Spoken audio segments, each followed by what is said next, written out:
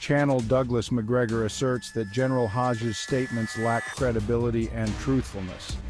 Having served as a three-star commander of the remaining forces in Germany after the Cold War, Hajj has aligned himself with individuals who financially benefit from promoting conflict with Russia. Consequently, he harbors a deep-seated anti-Russian sentiment and maintains unrealistic optimism. Despite ongoing discussions about bolstering Ukraine's military capabilities, Hajj insists in the belief that a mere increase in weaponry will enable Ukraine to reclaim Crimea and advance into Russia. This unfounded optimism has persisted for months, as Hajj remains detached from reality and shows no inclination to acknowledge it, as it does not serve his financial interests. A couple of years ago, whenever discussions arose about the conflict in Ukraine, the same group of retired generals from both the UK and US, along with the entrenched figures in Washington, consistently portrayed a narrative to the American public. They depicted the Russians as incompetent and failing, despite early warnings of the impending catastrophe. Disregarding these concerns, they asserted that the Ukrainians were winning. However, the reality was far from optimistic. Despite repeated warnings, the media perpetuated this narrative even after the Ukrainian prosecutor general announced on national television that 500,000 Ukrainian soldiers had perished. The truth remained obscure. The exchange ratio of casualties between Ukraine and Russia was heavily imbalanced, with Ukraine suffering significantly. The Western powers provided inadequate advice and equipment, resulting in the devastation of Ukraine. Now Ukrainians of all ages are being conscripted, and the population, particularly in western Ukraine, resents being dragged into the conflict. Despite widespread disdain for Russians, they are reluctant to fight. If the truth were widely acknowledged, it would reveal Zelensky's betrayal of Ukraine's interests as he prioritized his personal gain and foreign interests. The conflict has claimed hundreds of American lives, although this fact remains concealed by the administration. Meanwhile, Russia has emerged economically stronger and militarily. The military-industrial complex highlights profit-driven motives behind the conflict. It's a disgraceful exploitation of Ukraine for personal gain. People are still dying and millions have fled. There's not much difference between Republicans and Democrats in Washington. A bipartisan uniparty is doing exactly what you described. I hope every American understands this. Initially, I thought, thank God this is going to end. Zelensky is one of the most criminal and corrupt characters. It's turning into another pass-the-hat-around scenario. It's the same scam involving BlackRock and Larry Fink. The Senate is delighted, and Mitch McConnell will profit.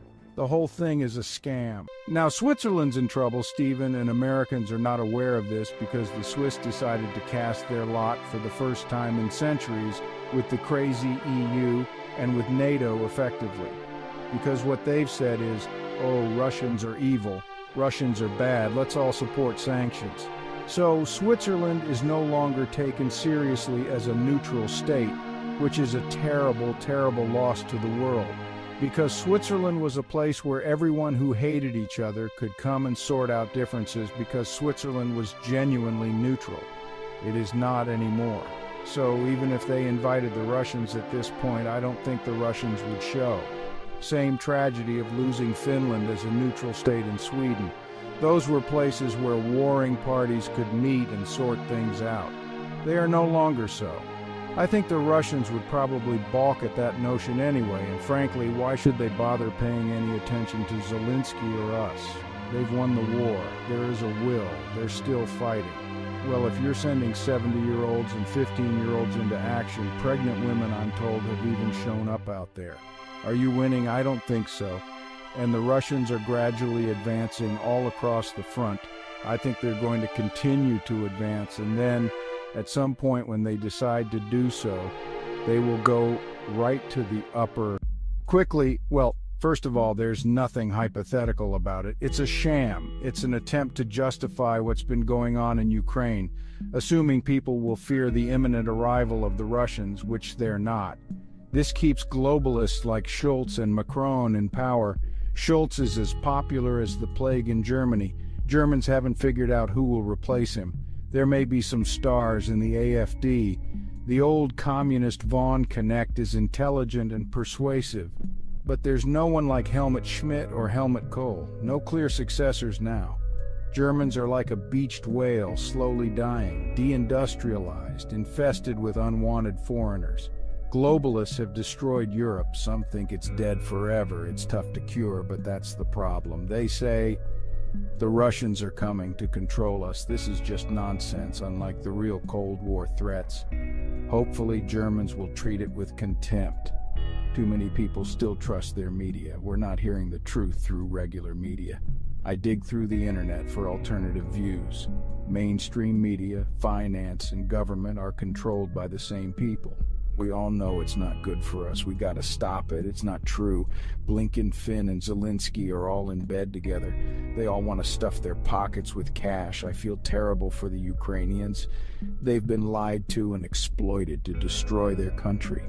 RFK Jr. is right and has identified the criminals. I'm very grateful. Over the last 30 years, many have talked about bombing Iran. I remember John McCain singing, "Bomb, bomb, bomb, bomb, bomb, bomb, bomb, ban." The neocon globalist cabal has been trying to bring a war with Iran. In 2019, Donald Trump stood between war and peace.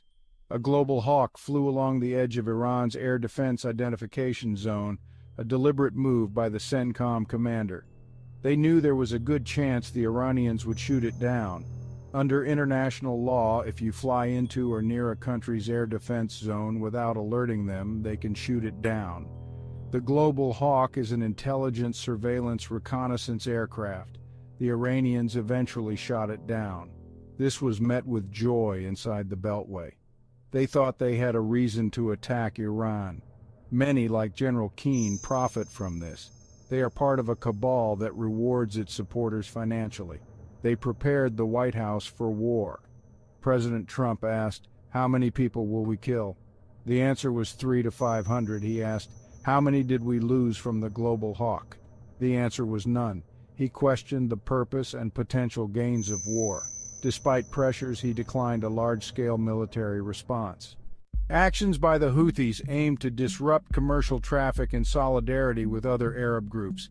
The possibility of conflict escalation with Iran loomed, highlighting long-standing geopolitical tensions. I doubt they're inclined to surrender or disappear anytime soon. It's a challenging terrain for any combat. I hope we engage in dialogue with them to explore potential agreements. Our tendency to impose sanctions and resort to military force hasn't yielded positive results. The vulnerability of the oil infrastructure in the Persian Gulf poses significant economic risks. War wouldn't benefit anyone, neither Americans nor those in the Middle East. Including Senator Langford from Oklahoma, a supposed Republican, illustrates this. Their belief that such measures will solve everything is naive at best. History has shown that actions like Reagan's amnesty in the 80s only exacerbated issues like illegal immigration, increasing the influx of people who don't share our values or interests isn't beneficial for the country. A friend of mine from El Salvador who went through the citizenship process expressed pride in his American citizenship. However, he encountered individuals associated with gangs like MS-13, which undermined the integrity of the system. MS-13, yes, I encountered individuals associated with that group. They seem to have recently enlisted in the Marine Corps, possibly viewing it as a pathway to citizenship by serving their time, gaining skills, and then returning to their criminal activities. They exploited the system. This situation is disastrous, and Schumer appears to be well aware of it, actively promoting it. Langford's awareness of the issue is uncertain. He might simply be responding to donor interests. It's unclear how much money is being funneled into various political groups with the promise of advancing this destructive agenda. Sadly, my confidence in many high-ranking officials caring about the well-being of ordinary Americans is diminishing. Regarding the situation in Sweden and Finland, the sudden influx of U.S. troops and military equipment near the Arctic Circle has raised concerns among the local population. Ostensibly, this deployment aims to threaten Russia, despite the fact that Russia poses no immediate threat. However, if we persist in encircling and intimidating Russia, it could lead to unforeseen consequences, especially if we attempt to install missiles and radars in the region. The Swedish and Finnish populations tend to trust their governments unquestioningly, often accepting decisions without much scrutiny. As an American, I've always valued questioning authority and demanding explanations. This critical approach is fundamental to our identity as Americans, but unfortunately it seems to be waning in today's society. Let me make a 10-minute video on this topic.